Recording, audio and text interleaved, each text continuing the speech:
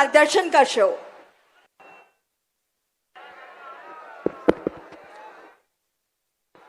મારી સાથે પ્રચંડ અવાજથી બોલીએ, ભારત માતા કી.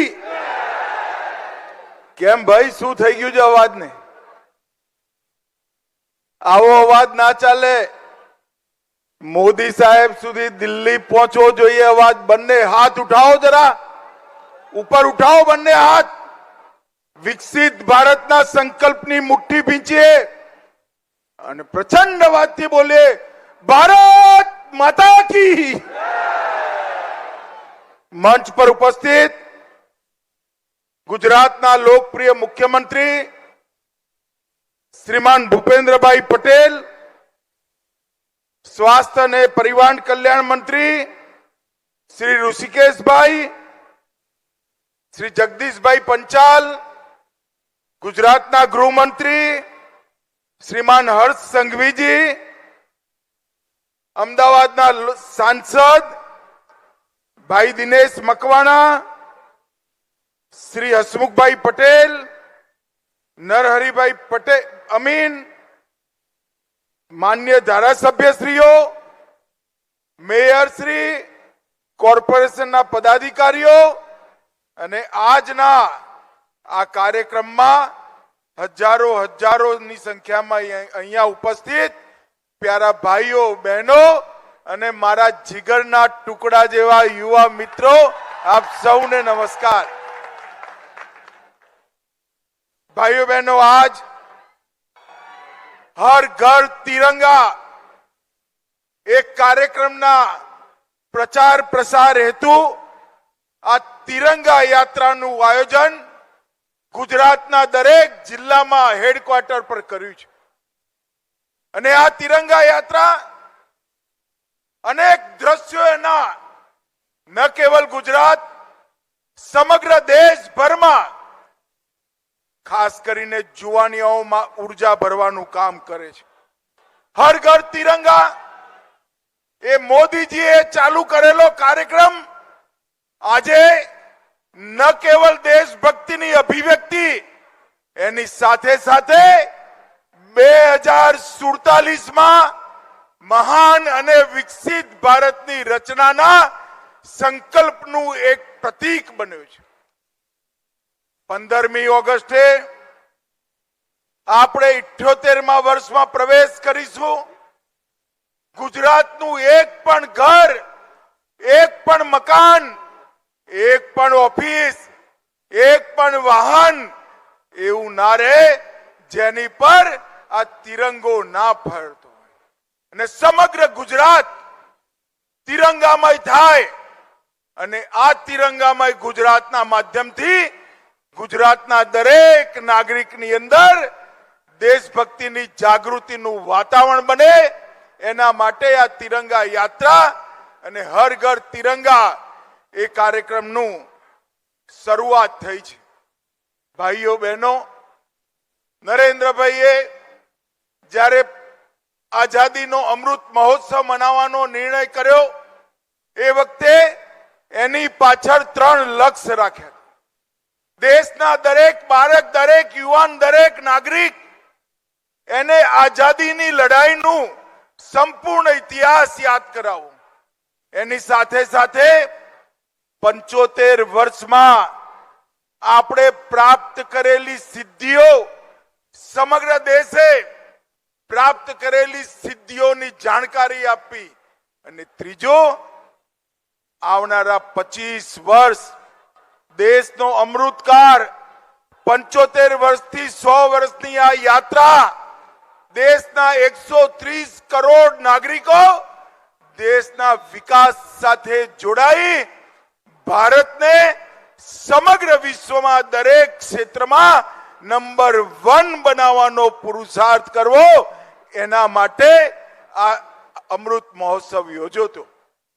અને અમૃત મહોત્સવ પત્યા પછી અમૃત કાલમાં આ સ્મૃતિ, આ સંકલ્પ એને યાદ કરાવવાનું કામ દર 15મી ઓગસ્ટે હર ઘર તિરંગાનો કાર્યક્રમ કરે છે.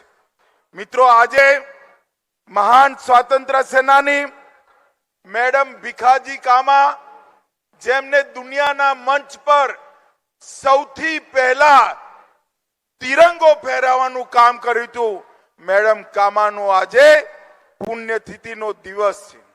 અને આજે મેડમ કામાના પુણ્યતિથિના દિવસે આ કાર્યક્રમના માધ્યમથી સૌ હુતાત્માઓ જેને દેશની આઝાદીમાં અનેક પ્રકારના બલિદાન આપ્યા, એમને આપણે સૌ યાદ કરીને શ્રદ્ધાંજલિ આપીએ.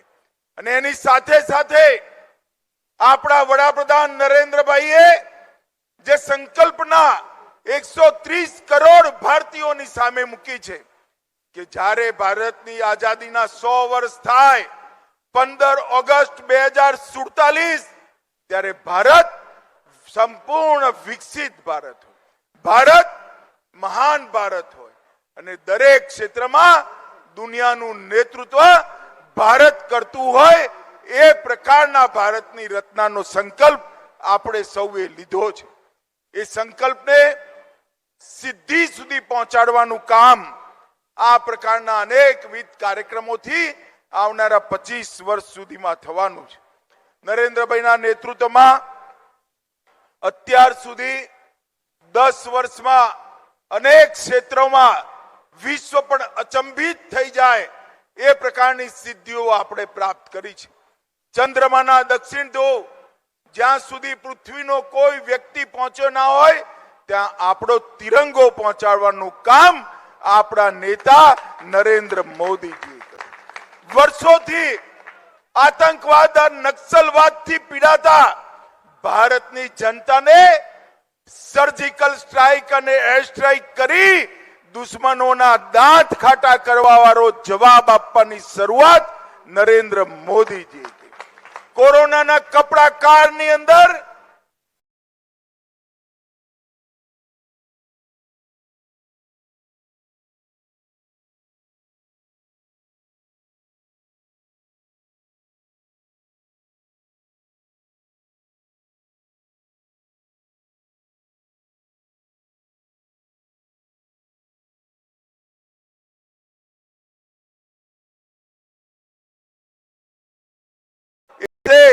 નતમસ્તક થઈ રાષ્ટ્રપિતાને સન્માન આપવાનું કામ પણ નરેન્દ્ર મોદીના નેતૃત્વમાં થયું.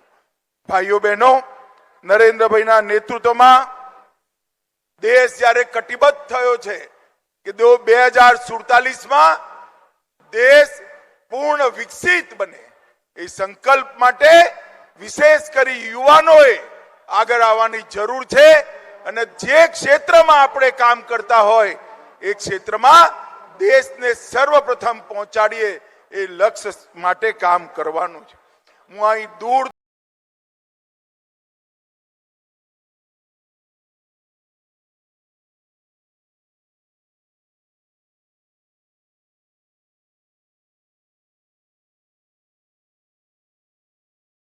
ભરાયેલો હું જોઈને આવ્યો છું. અને અહીંયા પણ જ્યાં સુધી નજર પહોંચે ત્યાં સુધી ભીડ જ ભીડ, અને દરેક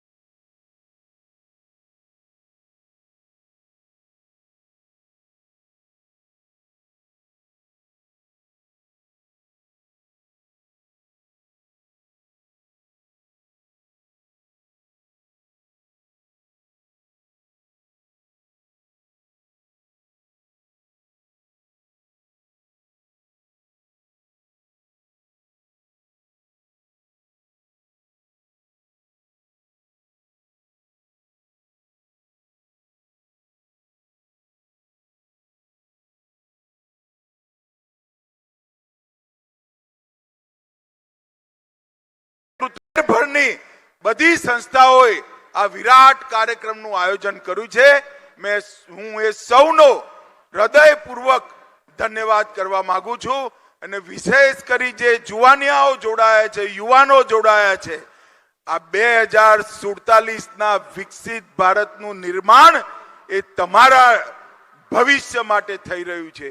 આ સંકલ્પ સાથે આપણે સૌ જોડાઈએ અને દેશભરમાં, અમદાવાદમાં, ગુજરાતમાં દેશ